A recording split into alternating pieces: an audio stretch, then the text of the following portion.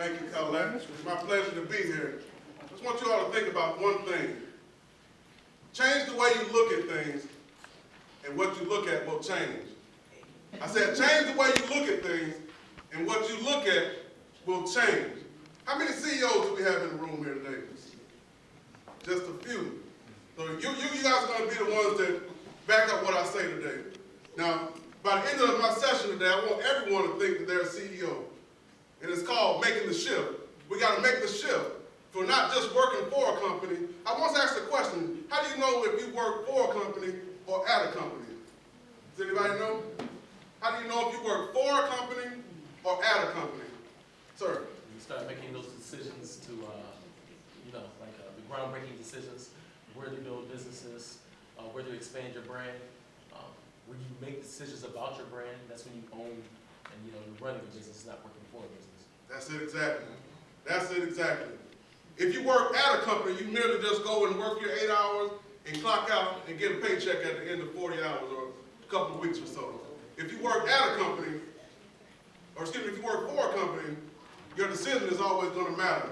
So that's why Brian Tracy said the most important shift that a person can make is working for a company to being president and CEO of your own company. Now, how many people care who signs their paycheck? Anybody care who signs their paycheck? It doesn't matter. Bill Gates doesn't care who signs his paycheck. The president, Bill Clinton, it didn't matter who signed his paycheck. President Obama, doesn't matter who signed his paycheck, only that they get paid. So you got to look at it like this. We're selling a service. And a lot of people don't like this, but you're selling a service. And your service, as you sell your service, you get compensated for your services. For whatever service you do. Now, if tomorrow, and I hope this doesn't happen to anyone, but if tomorrow you get fired, God forbid, you're responsible for finding another job. Is your job going to find another job for you? No. Anybody work for a company that's going to find another job for you? No. So you have to make that mental shift on your own. Now, I came up with 3 things that all CEOs must have. And a CEO is a key person in every organization. Now, the first thing that a CEO must have is vision. Colette Butler talked about vision earlier. Where do you want to take this company? How much profit can you make this company? Put it on paper and show us your vision. Every CEO must show their vision. If they sit down on a board of their peers and they're looking to get hired at a company, they want to know, what is your vision? So with vision, I like to look at it like this. A vision is like putting together a puzzle. Anybody ever put together a puzzle? Yeah. Yes. Anytime you put together a puzzle, you start with the end in mind. You can't, if you pull out a puzzle and put all the pieces on the floor, you don't know what that picture's going to look like until you're looking at the finished product on the box. If I give you a puzzle without the picture on the box, it's useless to you. Now, a genius might be able to put it together, but it's going to take some time. But if you have that picture, that vision is going to be your roadmap. And I want you all to think about this. When you're thinking about a vision, if you can achieve it on your own, your vision is way too small. You should never be able to complete your vision by yourself. Someone should always want to help you, or someone always be charged to help you. Back in the old days when they were putting together the Roman cathedrals, there was one person who would set the vision, and they would go out and start picking the stones or the wood that they were going to build the cathedral with. That was one portion of the generation. See, what happened with a vision, sometimes, even as Martin Luther King Jr. said, sometimes you might not get to see the complete product of that vision, but you have to have a vision. You have to have a vision.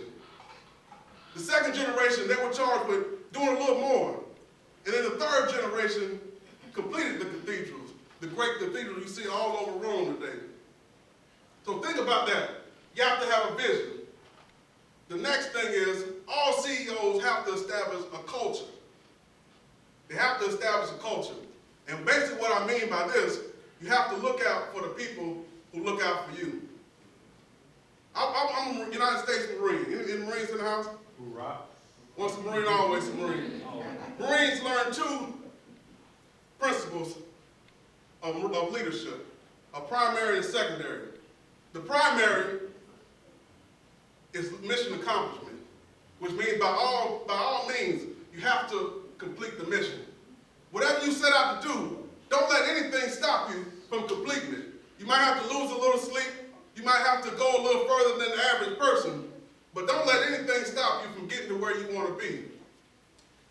The second leadership objective is to take, again, troop welfare. And basically what troop welfare is, like I said, you're taking care of the people that take care of you. Now, all these scenarios, they're not just going to work in CEO. As I go on, you're going to see they're going to work even in your family life. You set your vision. You set your culture. The culture is the people you have around with you. You should always have in your vision statement or your mission statement somewhere in there that people make the difference. You should always have in there somewhere that people make the difference. How many people believe it's not what you know, it's who you know? Amen. Okay, now this is what I'm talking about. I'm talking about a shift now. We got to start shifting our mentality. It's never who you know, but who knows you. It's never who you know, but who knows you. And the second part to that is, how do they feel about you? Because people are always going to be in the blessing business.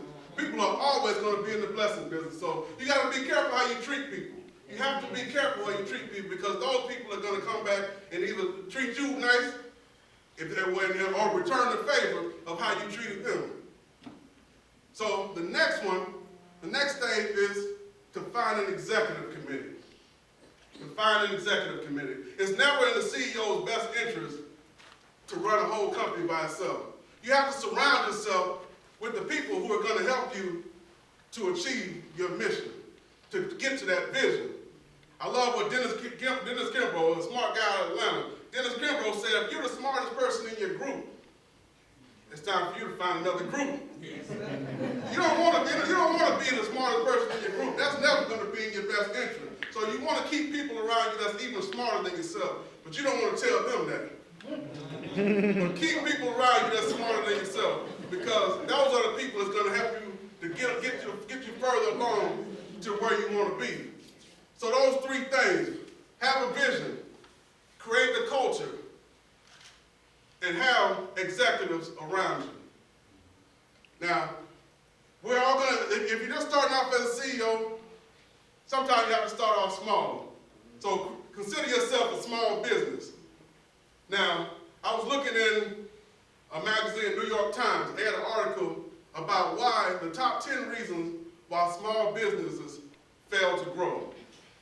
Anybody want to take a chance at what the top 5 were? Planning is one of them. Planning is one of them. Anybody else? Resources, technology. Sometimes you get outdated. Marketing. Marketing, I think, was number 3. Anybody guess what number 1 is? Business plan. Time management. Number 1 was complacency. That means you get comfortable. If you sit on a job and you're just comfortable, you're just getting that paycheck, it's going to be miserable.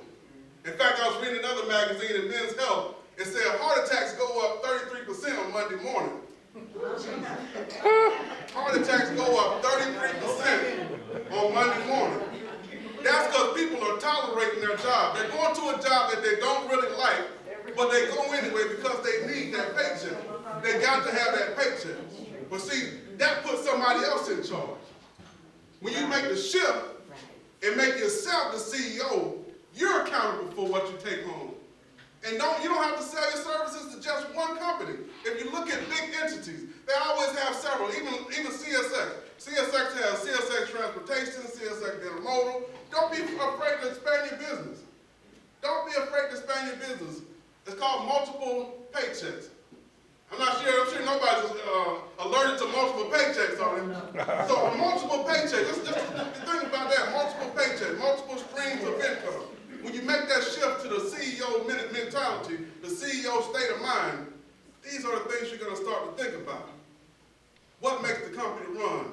How can you make a profit? You know, the CEO, I think he's actually a state senator now from Florida. Garrett Richard is his name. Garrett Richard used to be CEO of a bank here in Florida. He said this, and this is how you find your customers. He said, if you roll the red carpet out for billionaires, they'll never see it. If you roll the red carpet out for millionaires, they'll expect it.